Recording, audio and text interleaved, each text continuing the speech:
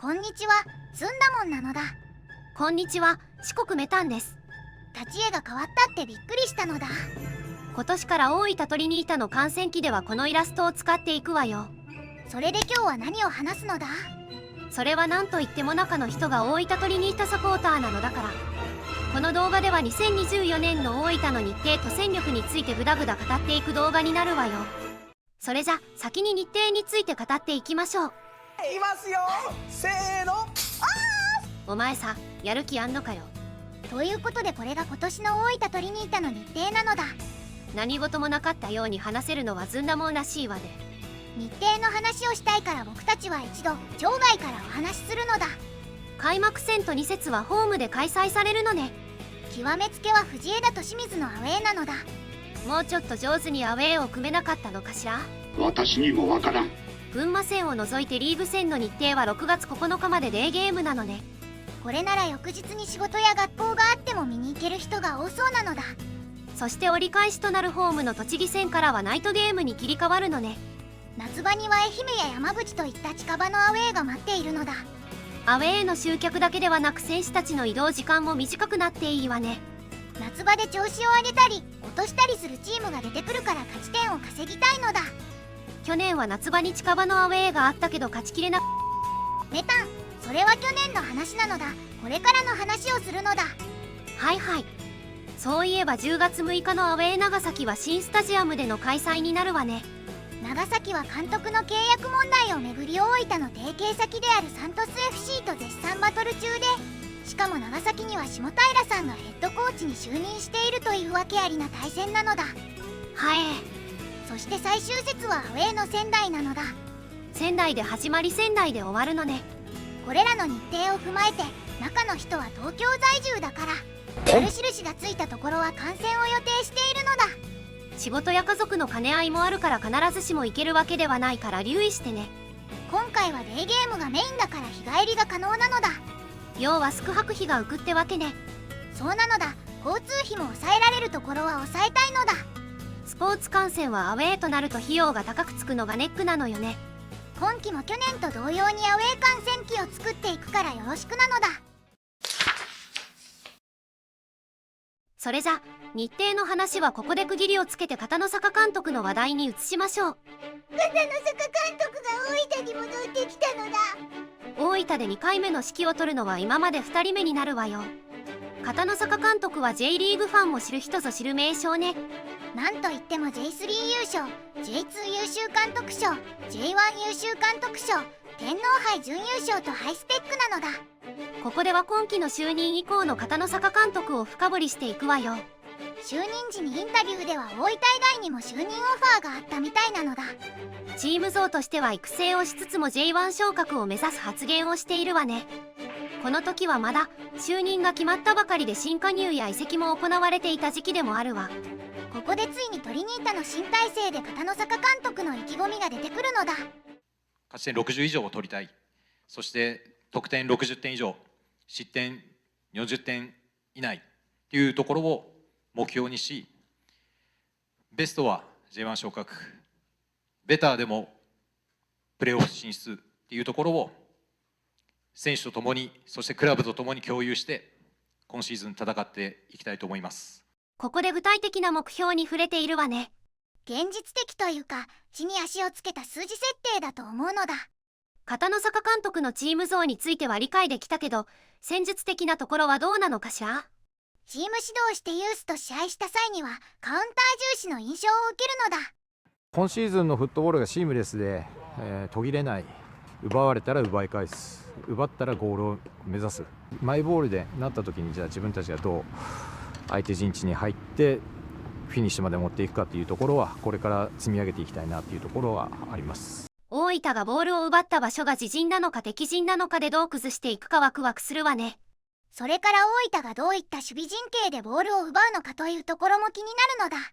それを踏まえて中の人が考えたスタメンが出た。何なんですかこれ。中の人出てこいよ。説明しろや。ご無沙汰しております。投稿者です。基本は3バックで361を想定しています。まずキーパーは西川選手が有力だと思っています。西川選手はキックでもスローイングでもつなげられるのが大きいと思います。でも鬼パスして奪われるリスクは考えられるけどね。続いてはバックスです。ペレイラ選手をボランチに置いても面白いと思います。ペレイラ選手をボランチにして、藤原選手が右のセンターバックをするのも面白いとは思います。バックスに関しては J2 屈指のレベルなのだ。配置に悩むくらいだから嬉しい事情でもあるわね。続いてボランチですがダブルボランチを想定し、ユニバ選手と安田選手がコンビを組むと思います。この2人がボールを奪ってからの展開は想像しやすいわね。ベルスパとの練習試合ではユミバ選手が2ゴールを奪っているから期待しているのだ。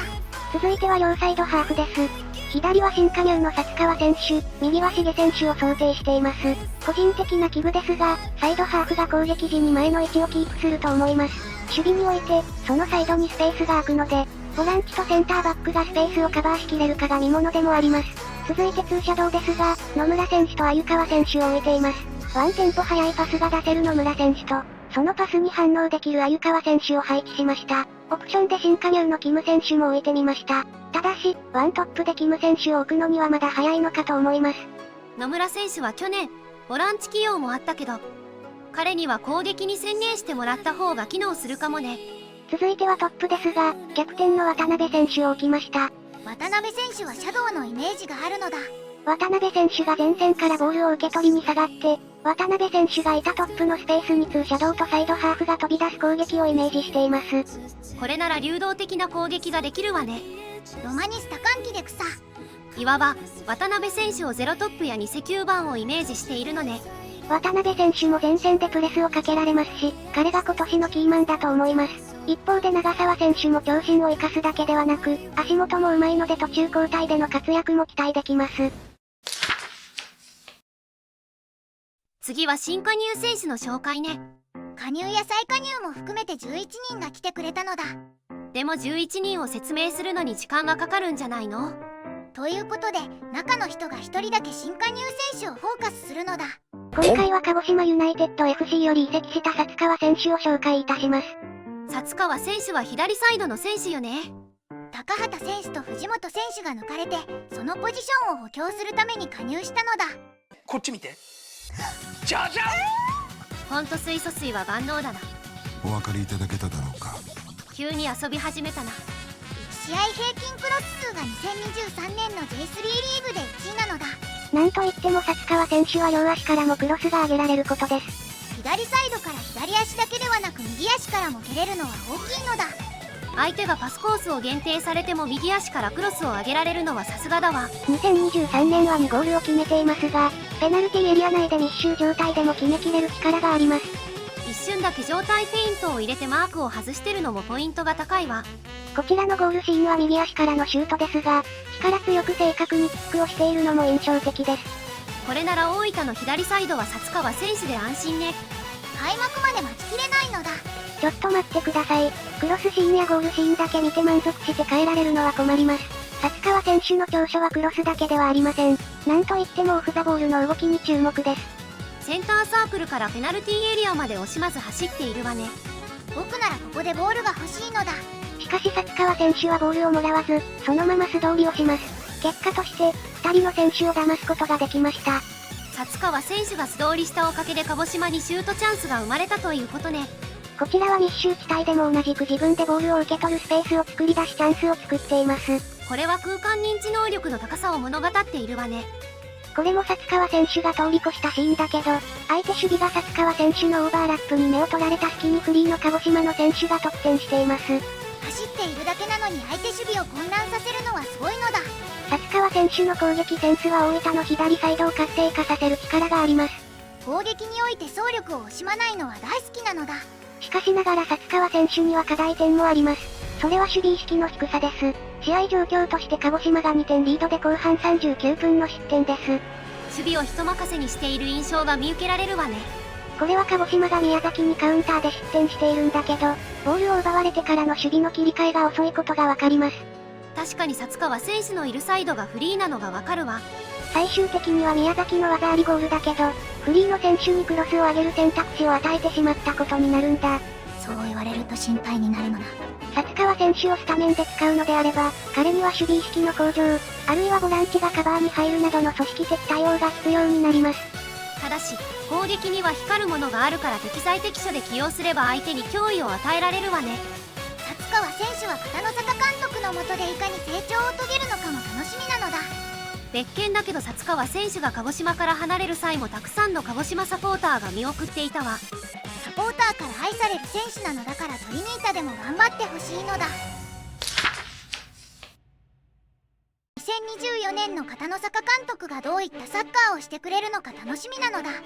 それでは動画も終わりに近づいてきたわね。片野坂監督と選手たちが力を合わせて J1 昇格を達成したいわね。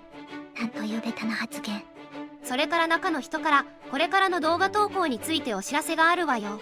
本日もご清聴ありがとうございました。大分トリニータを扱う動画は2ヶ月ぶりとなります。大分トリニータの観戦は3月10日の藤枝のアウェイを予定しています。その前に2月に行われる甲府トールさんのアジアチャンピオンズリーグの試合を国立で観戦します。観戦した際も観戦記として動画を作りますのでよろしくお願いします。今年はトリニータ以外にも代表戦や女子サッカーの観戦記も何本か作りたいと考えています。今年も極物として斜め上の動画を作っていきますのでよろしくお願いいたします。急に真面目キャラになったのだ。話の終わらせ方としては間違いではないけどね。てかここはどこなのだ。ドアも窓もない部屋なのだ。置き手紙があるわよ。 J1 昇格しないと出られない部屋。